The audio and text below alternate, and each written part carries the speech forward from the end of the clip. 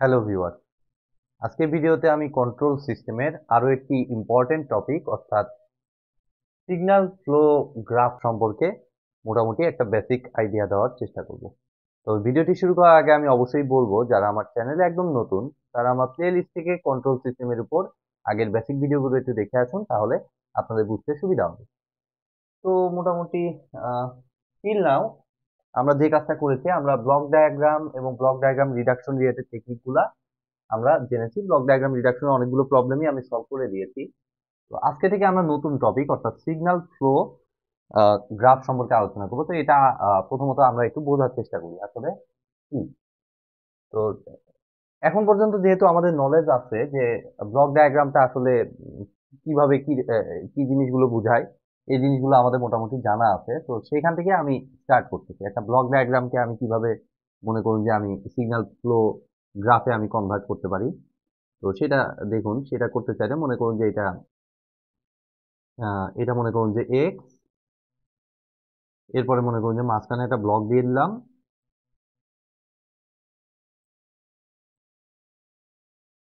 যার ইয়েটা হচ্ছে মনে করুন যে জি1, আর এই সাইড দিয়ে আমি আউটপুট পাইলাম ওয়াই। একদম বেসিক ব্লক ডায়াগ্রাম যদি আমরা আঁকাই, ঠিক আছে।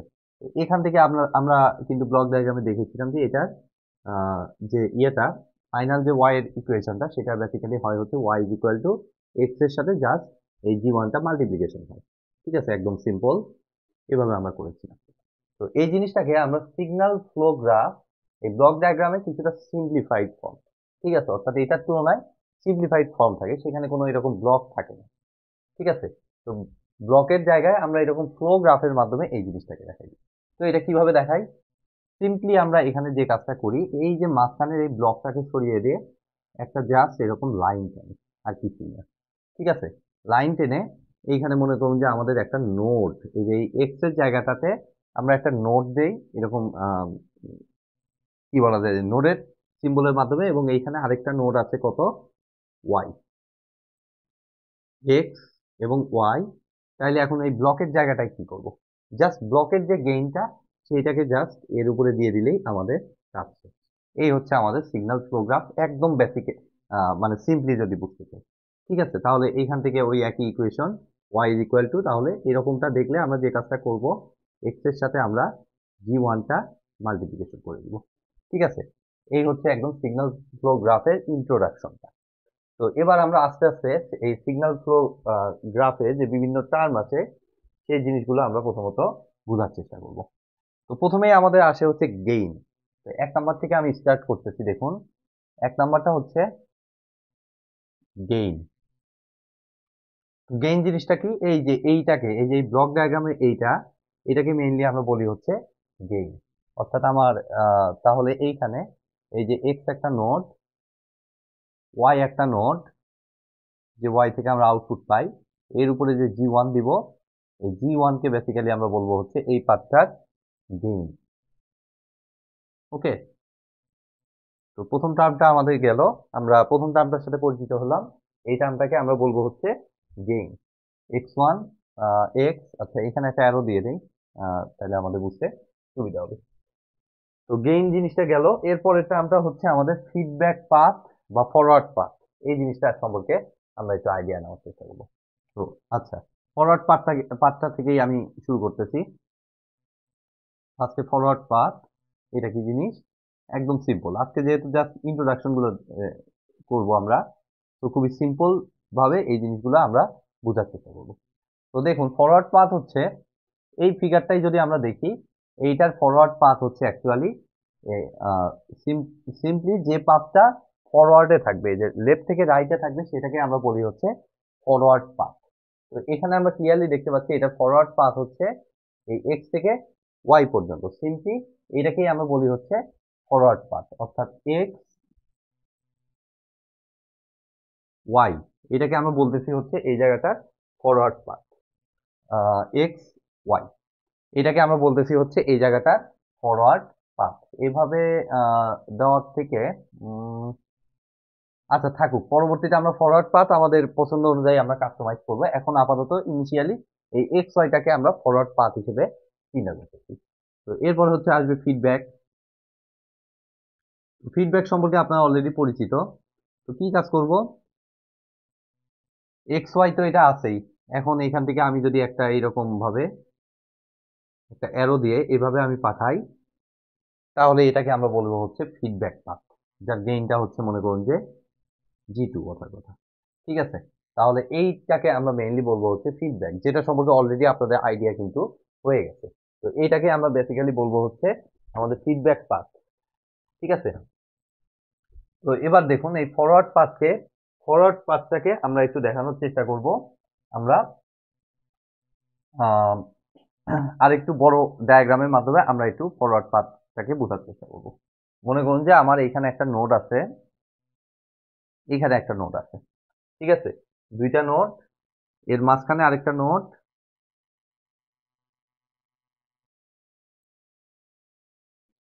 1 2 3, এবং লাস্টে আরেকটা নোড। এই হচ্ছে আমাদের মোটামুটি ইয়া। আর এই নোটগুলার আমি পয়েন্ট না দিয়ে আমি এইখানে মনে করুন যে প্রত্যেকটার একটা করে গেইন দিচ্ছি। এটাকে এ, এটা বি, এটা সি, এবং এইখান থেকে আমাদের বের হয়ে গেল এটা হচ্ছে এ বি সি, আর এটা মনে করুন যে ডি। এই হচ্ছে মোটামুটি অবস্থা। আর এখান থেকে আমার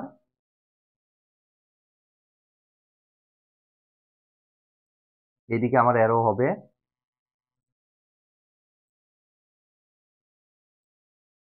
এইদিকের এটাকে আমি দিচ্ছি ই।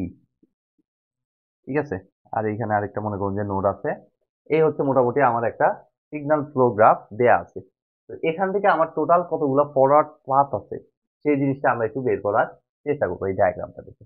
তাহলে দেখুন, সিম্পলি আমি যদি এইভাবে চিন্তা করি যে এখানে ফরওয়ার্ড পাথ যদি চিন্তা করি, তাহলে দেখুন যে এইখান থেকে এইদিকে এই যে একই ডিরেকশনে আছে, এই বরাবর মোটামুটি কতগুলো ফরওয়ার্ড পাথ বিদ্যমান। আমি যদি এই বরাবর যাই, পুরোটাই তো আমার একটা ফরওয়ার্ড পাথ। তাহলে প্রত্যেকটার যে গেইন আছে, এই গেইন গুলোকে আমি জাস্ট কি কাজ করব, আমি মাল্টিপ্লিকেশন করে দিব। অর্থাৎ এভাবে এই এক্স ওয়াইটা আমি অ্যাকচুয়ালি লিখেছিলাম হচ্ছে আমার নোডের পজিশন। এখন নোডটাকে সরিয়ে আমি যে কাজটা করব, জাস্ট আমাদের গেইন দেয়া থাকে নর্মালি। তো এই গেইন থেকে আমরা যে কাজটা করব, এই গেইন গুলোকে এক এক করে জাস্ট এই বরাবর মানে ফরওয়ার্ড পাথ বরাবর জাস্ট একটার সাথে আরেকটা লাগিয়ে দেব, তাহলেই আমাদের ফরওয়ার্ড পাথ গুলা আমরা পেয়ে যাবো। তাইলে ফরওয়ার্ড পাথ আমি সংক্ষেপে দেখতেছি। 1 নম্বর ফরওয়ার্ড পাথ হচ্ছে আমার এ বি সি ডি। ঠিক আছে, আমার কি কাজ শেষ? না, ফরওয়ার্ড পাথ কিন্তু একটা না, আরো একটা ফরওয়ার্ড পাথ আছে। এই যে এই দিক দিয়ে যদি আমি চিন্তা করি, এখান থেকে এইভাবে আসলো, এরপরে যদি এদিক দিয়ে এসে এদিকে যায়, তাহলে কিন্তু আরেকটা ফরওয়ার্ড পাথ বিদ্যমান। এগুলো কিন্তু আমাদের পরবর্তীতে লাগবে। তো এই জিনিসগুলো বেসিক জিনিসগুলো আমি একটু দেখানোর চেষ্টা করছি। তাইলে এদিক দিয়ে চিন্তা করলে আমাদের কত হচ্ছে এ ই ডি, এ ই ডি। এই হচ্ছে আমার মোটামুটি দুইটা ফরওয়ার্ড পাথ। তো এরপরে দেখুন আমরা আরেকটা টার্ম সম্পর্কে শিখবো, সেটা হচ্ছে চেইন নোড।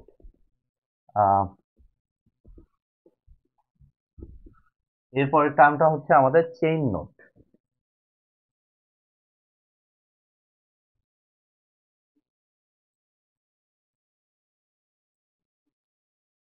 তো চেইন নোড কি জিনিস, এটা খুবই সিম্পল একটা জিনিস। আমি জাস্ট এখানে দেখে দিলেই আপনারা মোটামুটি ক্লিয়ারলি এটা বুঝতে পারবেন। আমি তিনটা নোড এখানে চিন্তা করলাম।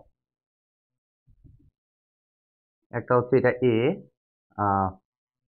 বি, আর এটা মনে করুন যে সি। আর এদিক দিয়ে মনে করুন যে আমার সিগন্যাল ফ্লো গ্রাফ অনুযায়ী আমাদের ইয়েটা আছে। ঠিক আছে, তো এগুলো মনে করুন যে গেইন আছে, গেইন মনে করুন যে আমার জি1 জি2 কথার কথা। তাহলে চেইন নোড কোনটাকে বলা হয়?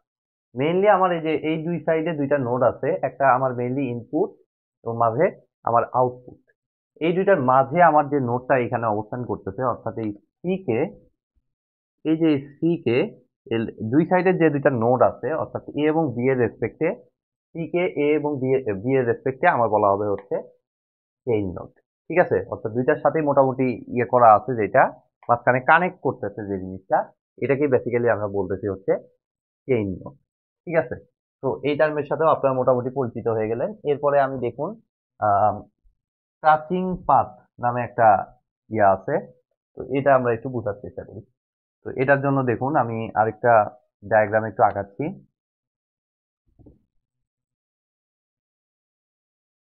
Touching path.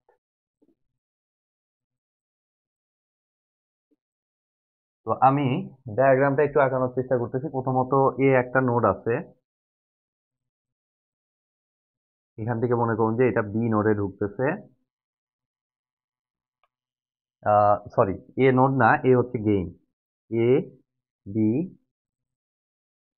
এরপরে এটা সি তে যাচ্ছে, সি থেকে ডি তে, সি থেকে ডি তে, এই মোটামুটি। ঠিক আছে, এখন বি থেকে ডি পর্যন্ত, এই পর্যন্ত আমার একটা, বি থেকে ডি পর্যন্ত আমার একটা আছে। ঠিক আছে, একটা এরকম পাথ আছে এবং অন্যান্য কিছু পার্ট আমার আছে। একটা হলো এইরকম, এদিকে একটা আছে, এটা হচ্ছে এইরকম।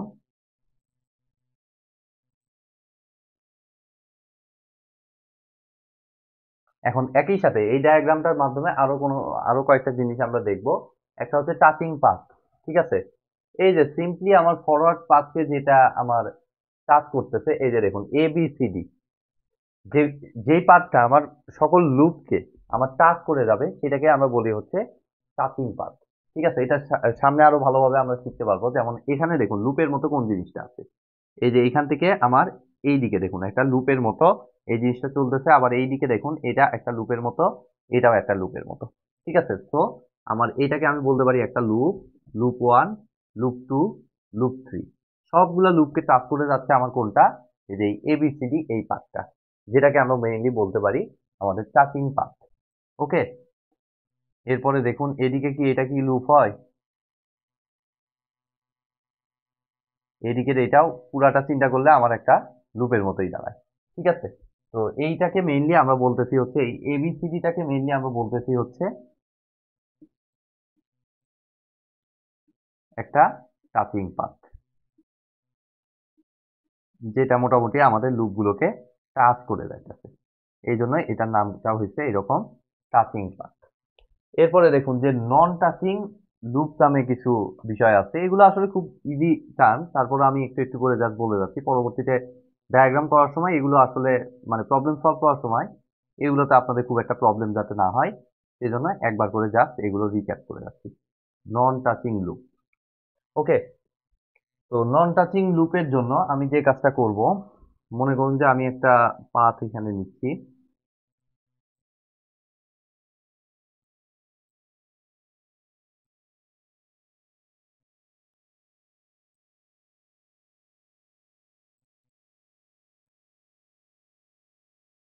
এ বি সি, আর এদিক দিয়ে আমার এটা আসতেছে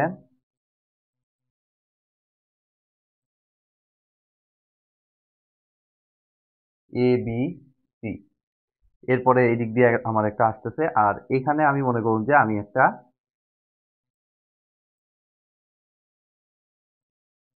আর এই পাথের গেইনটা মনে করুন যে ডি। তো এই ফিগারটা থেকে ক্লিয়ার করে দিচ্ছি। আমি যদি মনে করুন যে আচ্ছা এই দিক দিয়ে আমি একটা পাথ চিন্তা করি, এইদিকে এটাকে মনে করুন যে এক্স মনে করলাম, আর এদিকে এটাকে মনে করলাম ওয়াই। তো আমি যদি এক্স ডি ওয়াই,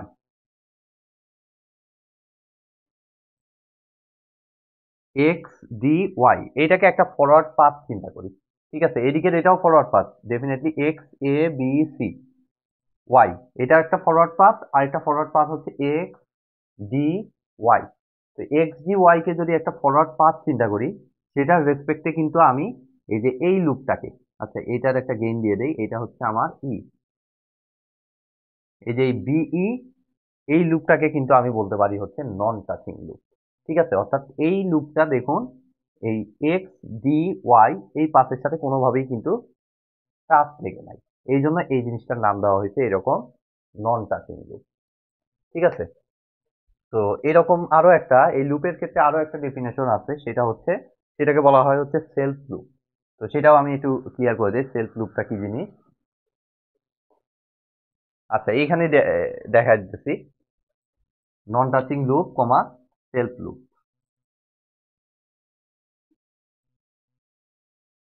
তো সেলফ লুপ জিনিসটা হচ্ছে সিম্পলি আমি যে কোনো জায়গায় ধরতে পারি, মনে করুন যে এই জায়গাটায় আমি মনে করলাম, এই জায়গা থেকে আমি একটা লুপকে ঘুরাইলাম। ঠিক আছে, এই নোড থেকে যেমনটা এই যে এইখান থেকে আরেক নোডে এটা চলে গেছিল। কিন্তু আমার যদি এই লুপ পয়েন্ট থেকে নোড থেকে শুরু করে আবার যদি এই পয়েন্টেই ব্যাক করে, এই পয়েন্টেই কোনোভাবে এই ইয়াটা ব্যাক করে, তাহলে এই ধরনের লুপকে বলবো আমরা সেলফ লুপ। ঠিক আছে, যেটা কিন্তু অসংখ্য উদাহরণ সামনে আপনারা পাবেন।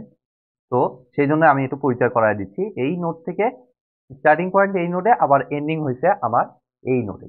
এই ধরনের লুপকে আমরা বেসিক্যালি বলি হচ্ছে সেলফ লুপ।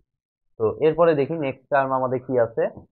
আমাদের সবকিছুই তো মোটামুটি হলো, আর একটা টার্ম আছে মোটামুটি। সেটা হচ্ছে মানে একদম বেসিক ক্লাসের জন্য আমার আর একটা টার্ম আমার বিদ্যমান, সেটা হচ্ছে ডামি নোড।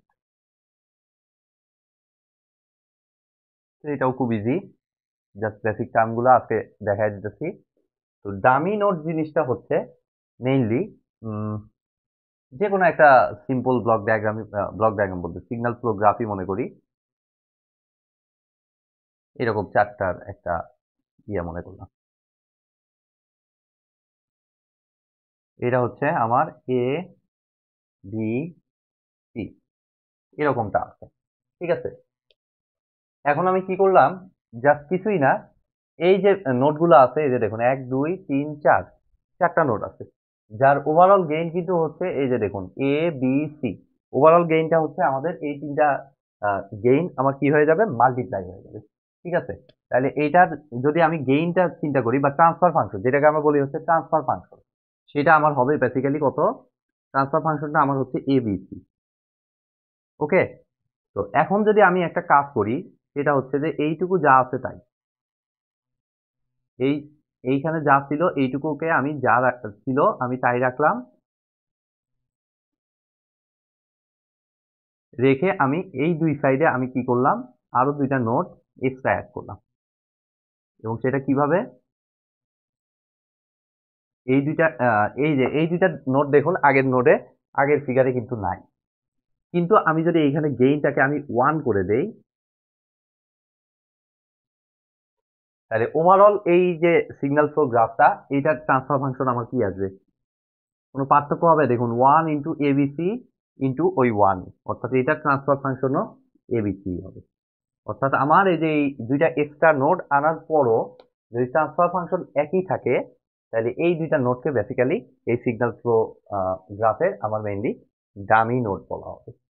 তো এই হচ্ছে মোটামুটি একদম সিগন্যাল ফ্লো গ্রাফের একদম বেসিক বিষয়গুলো।